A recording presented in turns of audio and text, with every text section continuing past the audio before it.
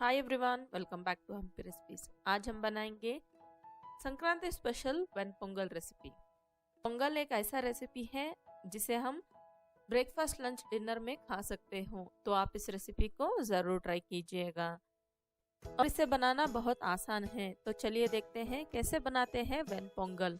One Pongal बनाने के लिए पहले हमें 1/3 कप मूंग दाल लेना होगा और उसी कप से ही हमें 2 कप यानी 2/3 कप चावल लेना होगा। यहाँ पे मैंने 1/3 कप मेजरिंग कप यूज किया है। आप कोई भी कप से एक दाल लीजिएगा, 2 कप राइस यूज कीजिएगा। अब हम इन्हें अच्छे से धोएंगे और इसमें 3 कप पानी डालकर इसे प्रेशर कुक करेंगे। यहाँ पे मैंने 1 कप के लिए 3 कप पानी यूज किया है। आप चाहे तो 4 कप पानी भी यूज कर सकते हो।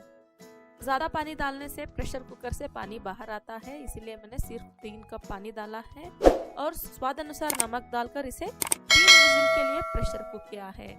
जब प्रेशर कुकर का प्रेशर अपने आप रिलीज हो जाएगा, हम ढक्कन उठाएंगे और इसे चेक करेंगे।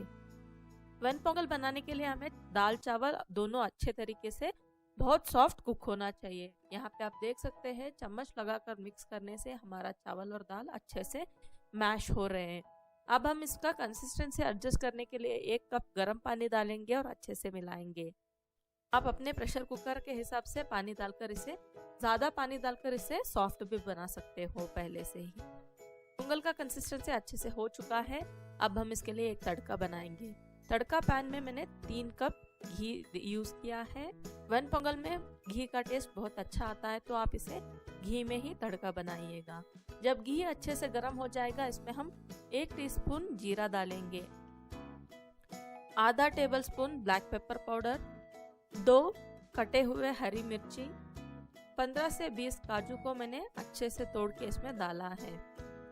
अब हम इसमें 1 टीस्पून फाइनली कटा हुआ जिंजर ऐड करेंगे। आप चाहे तो जिंजर को ग्रेट करके भी इसमें ऐड कर सकते हो।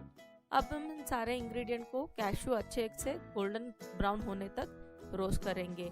जब पूरा तरीके से कुक हो जाएगा, इसमें हम थोड़ा सा करी पत्ता डालेंगे। यहाँ पे मैंने 10 से 12 करी पत्ता को तोड़ के डाला है और इस तड़के को हम पोंगल के ऊपर डालेंगे और इसे अच्छे से मिलाएंगे।